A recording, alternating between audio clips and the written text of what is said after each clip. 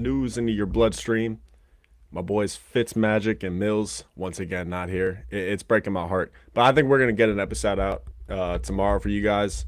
So I'll try and keep this one short because I don't want to get all my thoughts out if we're gonna record tomorrow. And obviously we got the national championship tonight, so we got more to talk about. But I'm not gonna lie, bro. These divisional games were absolutely fireworks once again. Goodell, you got me in the fucking basement right now, bro. Goodell got me. If we're going to war right now, if there's an NBA NFL civil war right now, I don't know, bro. I don't know. Goodell, you might have won me over this season because my God, what a fucking season we're witnessing in the NFL. So many good storylines. You know, we have honestly been well, shit, I don't want to say spoiled because it kind of was getting boring seeing the same teams in the AFC year after year after year. So, shit, bro. I I know like everyone wants to see high level quarterback play and this and that, but hey, man, I am a sucker for some fresh faces, man, and I welcome this with open arms. These AFC and NFC championship matchups that we're about to get. But let's not talk about that too much, man. Saturday, I was in New York, MSG. Shout out to the Knicks, but not really because y'all ruined Christmas. Yeah. So my Christmas gift was I got to see the Phoenix Suns take on the Jalen Brunson, Josh Hartless New York Knicks, and yeah, man, it was a great time. Got to go with the family. Um, I'm not gonna lie, like you really don't realize how insane the average NBA fan is until you go to one of these games.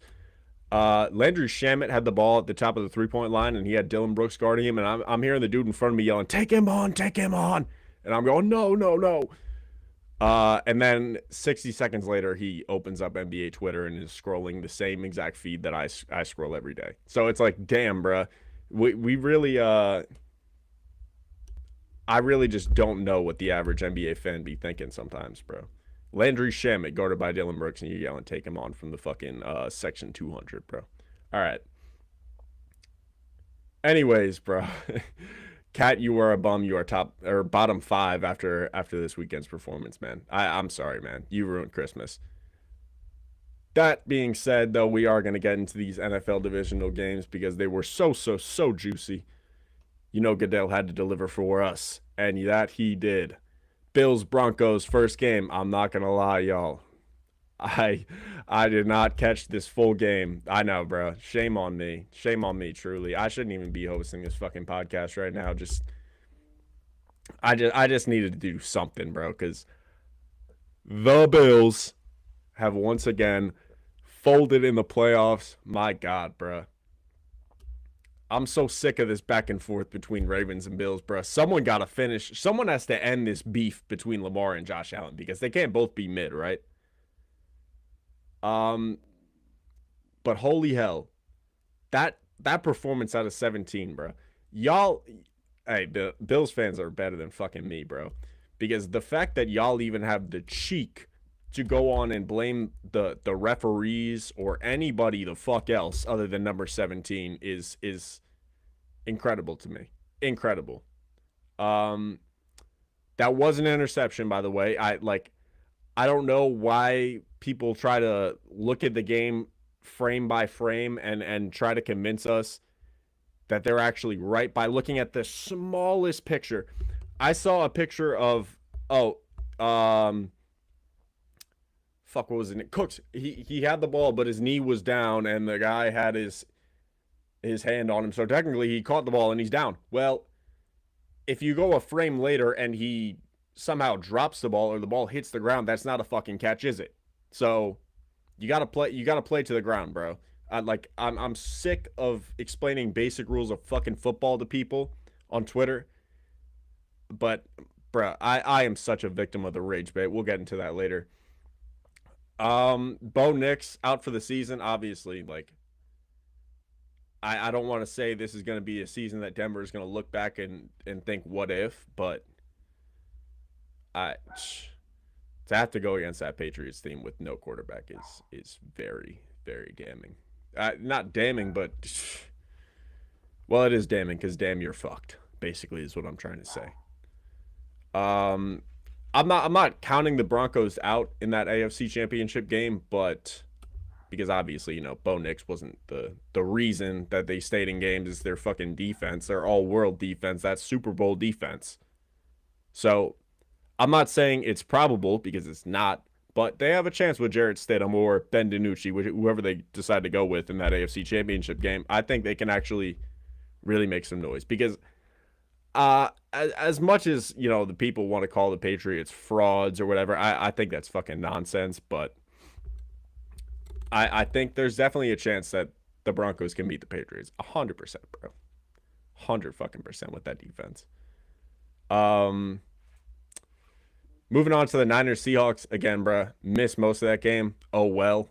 Like I'm not even mad that I missed that game. All I can really say is people were seeing that game and decided to take like some cheap shots at the Eagles, because oh you were in the fucking basement. You were in goddamn Rikers Island with this 49ers defense the other week, and now they're getting smoked out by the Seahawks, bro. I think the Seahawks ran about like 50 plays on offense and they put up 41, bro. Unreal. Unreal team this Seahawks team is. I am fucking terrified of them if they are if I'm a team that's still in the playoffs. I'm not gonna lie, bro. But that NFC, I'm gonna get into that later. I apologize. Rashid Shaheed, bro. Rashid Shaheed is such an overlooked player, man. I've been singing the praises of this guy since he came into the league. Fuck all the Zay Flowers and the Rashad Batemans of the NFL. Get me that guy on my team. Get me that guy. Because I'm sorry, bro. Explosive plays win you football games. I don't care if he doesn't make one every single week. As long as he's there, as long as the idea of a Rashid Shaheed is on the field, the defense is going to be terrified of him. And I know, like, I'm saying this because he's returned a kickoff, which I mean is like special teams players, backup, third string defense guys. That being said, he's still torching your fucking favorite DB every time. It don't matter, bro. That guy is an explosive. If there was a way to grade NFL players or just athletes in general on their explosivity, Rashid Shaheed would have fucking Chernobyl written on his report card in bold letters, underlined 3 times, because that dude can win you a football game in one play. And there's not many guys that we can say that about. Huge player. I don't want to say he's overlooked on this Seahawks squad because I mean they just have so many ways that they can beat you, bro. Kenneth Walker is the real deal. JSN, my God, what a season he's had. And I mean, shit, the fact that they're able to just smoke you out the fucking gate with Sam Darnold as their quarterback and he didn't have to throw for 200 yards and they put up 40 fucking 1 points. Unbelievable.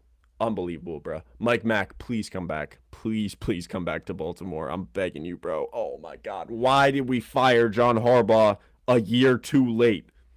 Is it 2 years now that we fired or let Mike Mack go to the Seahawks? I don't know, bro, but God damn, man. It still hurts to think about because he probably is going to go to a Super Bowl. Let's be very honest here. That being said, bro. Oh, you know what? I'm sorry. I gotta cut back to the Bills Broncos game because Sean McDermott has just been fired today. And in a move that I guess surprised a lot of people. I'm not gonna lie, bro. Just the realist in me, I guess just the constant negative energy just flowing through my body. Just had a feeling that this was gonna happen. Like especially with like a Sean McDermott, like he does not have the grace of a Mike Tomlin or John Harbaugh. Like I don't know why some people think that these coaches are entitled to a fucking lifetime contract so long as they make it to the divisional or AFC championship game every year. That's not that is not how this works, my guy. Like I can't believe I'm the one that has to tell you this. That is not how that works. Harbs was not even a lifetime coach, but just like a 19-year guy, and he got what 15 years of grace because he won a Super Bowl. I like again, you have to earn it, bro. You have to show something. And Sean McDermott did not do that. They really they did not get any better. How can you say they got any better in the fucking time that he's been there? Like it just doesn't make any sense to me. So I don't know why people are acting like oblivious to this, like it was just never a possibility or anything like that. It's absolutely a possibility in the NFL, bro. These windows are very, very, very thin. You can't even fit your hand in these windows. So yeah, if a team thinks that they can make an immediate move that will get them over the hump, they're going to do it, or they should do it if they're smart. So I think Sean McDermott ultimately, it probably is the right decision to do. I'm sorry, bro. That being said, bro, you cannot put that game on him. You cannot put that game on anybody other than 17. I'm sorry, bro. Bills fans, I know y'all are hurting right now. I know y'all don't want to hear this. But y'all, man, Superman, Superman was looking real fucking, I don't know, bro. He looked like he was taking some bumps of the kryptonite at halftime. I don't know, man. But you seriously cannot blame anyone other than Josh Allen for this loss. I'm sorry, bro. Uh, Dawkins, I think it was, who was crying and said, oh, he didn't let us down, man. He didn't let us down. He absolutely did. I'm sorry, bro. I know it's just not cool to make fun of someone who went through some very emotional trauma, but it is when they play for the fucking Buffalo Bills, because my God, I'm literally about to do some fucking cartwheels in here in a second. But you know what would really make me do some cartwheels? If they fired, you know what? I don't even see how this could line up somehow. But if we had somehow got it so that where John Harbaugh was fired before this, after this Bills seat opened up, but I don't know, that would put us behind the head coaching race.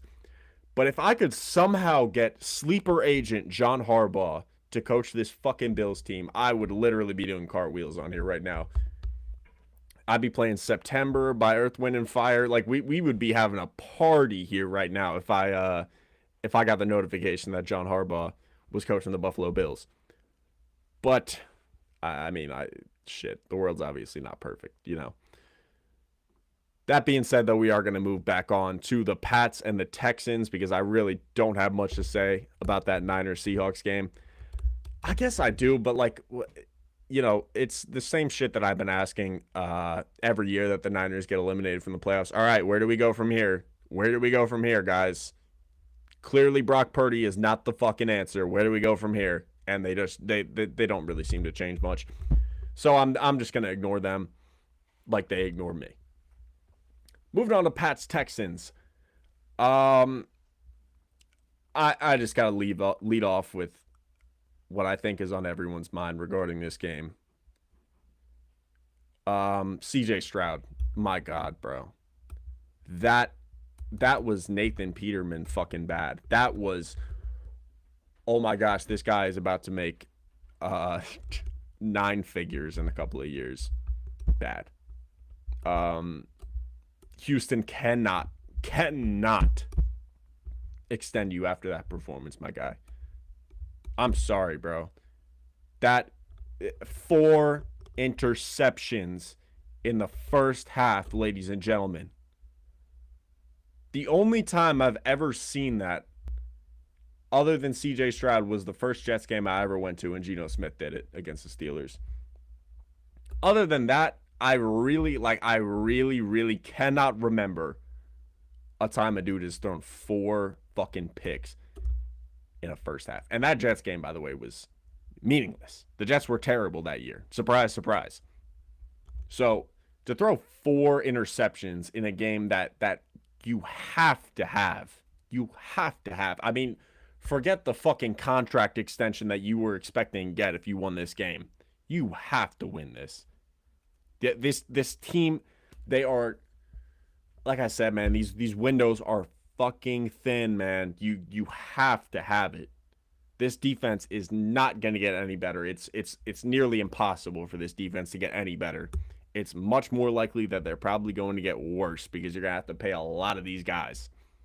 So all you had to do was play average, bro. I'm sorry, man. I'm not a big hater of CJ Stroud. Obviously, I had my doubts because, you know, the stigma on Ohio State quarterbacks, which honestly kind of like went away just because of CJ's rookie year being so fantastic. But I think it's time to open that account back up on Ohio State being a terrible school to take a quarterback from. 20 of 47, bro. I knew it was bad when I was watching the game. This is my first time seeing like the numbers in front of me. 20 of 47. 212 yards and 84 of that was yards after catch. Yeah, man. You are taking that fourth year or fifth year option. I forget which one it is. I think it's a fourth year. This what is third year in the league now. So yeah, you are not getting no contract extension, bro. You can't even blame anybody else, bro. The fucking throws that you missed that game are egregious, and they are there for everyone to see. You are throwing the ball behind receivers on 5-yard, 10-yard routes, bro. It's not a good look. I really hope that he's dealing with like some type of injury or something that I can justify this with, because that is one of the worst playoff performances that we've ever seen. And you deserve every bit of fucking Twitter slander that you were getting. There's not enough fries in the world that you can put in the bag, dude. Genuinely. That is just disgraceful. And you better fucking hope that Tank Dell comes back 100% next year, which he won't, by the way. But regardless, I don't know Houston. Joe Mixon comes back next year? I don't know, man. Yeah, it's not good. It's not a good place to be.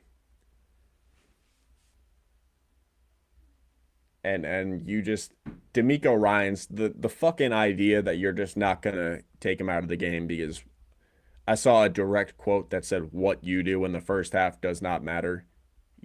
When you have 4 interceptions in the first half, it has to matter, D'Amico. It has to, bro. I'm sorry, man. Obviously the job of the coach and some organizations is to protect the players, and that's exactly what he did with CJ. But come on, man. Let's cut the bullshit, please. I see why the average sports bettor is like just straight up schizophrenic, because you're just not even going to bring in Davis Mills for a series for one drive after that first half. All right, bro, something's up. You know what I'm saying though? Like, I literally was convinced that Davis Mills was not at this game for whatever reason, because just the willingness to just keep CJ in that game after a literally historically bad first half is beyond me. All he had to be was fucking average and they would have won this game. But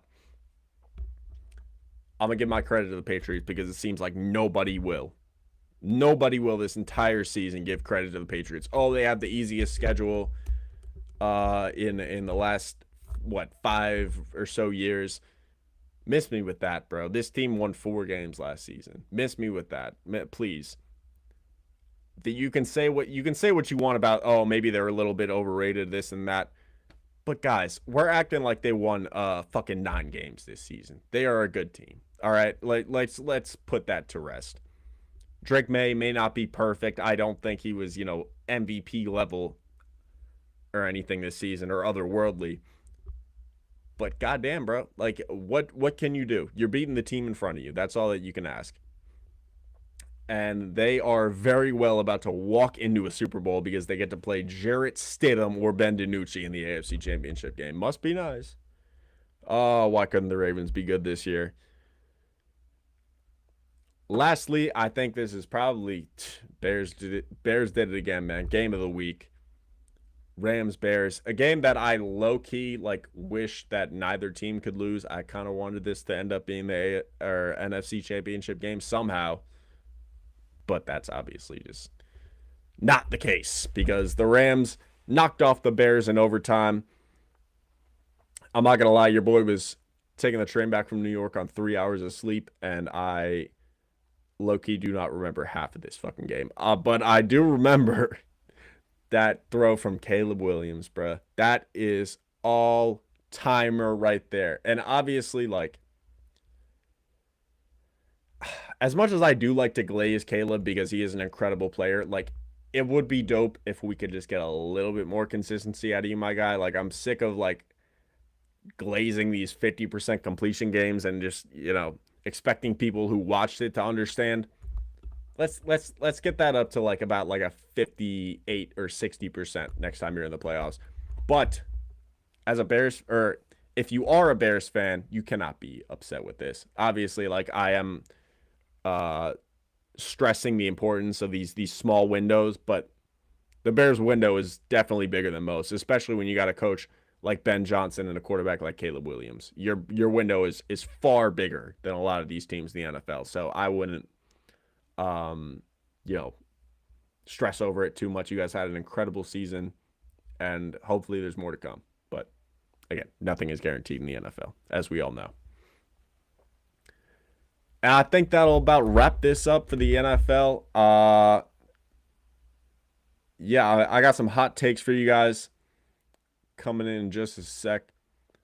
Any OG fans watching Heated Rivalry? My girlfriend's been like on my dick about that show. Like, apparently it's mad good. And I think low key, like, women got this shit down to a science, bro. Like, that is honestly like a perfect show, bro. Sports, but make it gay men. How can the stakes get any higher than this, bro? Could you guys imagine watching Game 7 of the NBA Finals, except LeBron and Steph Curry were ex-lovers? Do you know how big the stakes would have been? There would be literal, or you know what, even better, Iguodala and LeBron, bro. There would be actual paintings of that block in fucking museums all over the world. So I think low-key, like, I haven't watched the show, but the premise of it, they low-key cooked with. It's just a damn shame that I do not mess with hockey at all. In other news, baseball is absolutely cooked. The Dodgers signed Kyle Tucker, I believe, and they now have a $2 billion guaranteed payroll. Yeah, dude, baseball is a very real sport, and we should all treat it with a lot of respect, for sure. For sure. Hot take from my man Dylan. Saints winning the NFC South next year. Honestly, bro. You know what? We'll do it. We'll go. We'll rock with you, bro. Because I do believe in what y'all got going over there. Tyler Shook is hey man, he seems like the real deal. Obviously, like, that's my one thing is I hate jumping the gun on rookie quarterbacks. As is evident with CJ Stroud, I was confident that he would regress a little bit in his second season, but holy fuck, he is bad now. He is just straight up bad. So we'll see what happens with Tyler. I think he's a good quarterback though, man. Shout to Louisville. Another hot take from Dylan. Cam Ward is better than Jalen Hurts. Only time will tell. I'm not speaking on that, man. Giannis has top 5 meat in the league. Big facts, bro. What are you talking about? I feel like that's not even a hot take, bro. I low-key might have to ban you from the hot takes section. You're not allowed in my section with that hot take, bro. Giannis obviously has top 5 meat in the league. It honestly might be unanimous number 1 if we're being real. Shit, bro. NBA All-Star selections came out today, or the starters at least. And, obviously the general public does not really give a shit about NBA All-Star starters and stuff like that, which is, like, fair, bro. I got into it so badly just now on my way home from work on Twitter with a dude talking about, oh, dude, I didn't even know the All-Star starters got revealed today. The NBA is so dead. And it's like, bro, are you really about to tell me that you just got the NFL Pro Bowl or whatever All-Star game you're the biggest fan of? You just got that circled in on your calendar? How the fuck were you supposed to know that the NBA All-Star selection was today, bro? And then he's gonna go in and say, "Yeah, bro, I'm actually really like tapped in. I'm pretty in the know with the NBA." No, the fuck you're not, bro. No, you are not, man. I'm so sorry that people like uh Ant over Curry. All right, AV. Yo, AV. W hot take, bro. Ant is like honestly playing like top 5 in the NBA right now. I apologize to get off track, but yeah, the fact that people are talking about the NBA is dead and oh, I'm in the know with the NBA. Yeah, I fuck with the NBA. No, you don't, bro. Because why are you taking cheap shots over people not knowing when the All Star selection is, bro? Give me a break. I'm so sick of people taking these little shots on the fucking NBA like all the NFL Pro Bowl is just the shit. We're all gushing over that. AVW hot take Ant low key top 4 this season. I'm not gonna lie. He's better than fucking Luca right now. So does that make him top 3? Hold on. You know what? I'll put Ant top 4, but he's definitely better than Curry at this point in his career. Yeah, Curry's been pretty up and down this season. I feel like he gets away with a lot of bad performances just because of the grace that he has in Golden State and all that. Anyways, guys, I think we are gonna end it off here. I don't want to get too much in the NFL stuff because we do got OG and friends coming back tomorrow. The long-awaited return. Appreciate you guys for watching. Thank you so much. Check us out on Spotify. And we'll see you in the next one.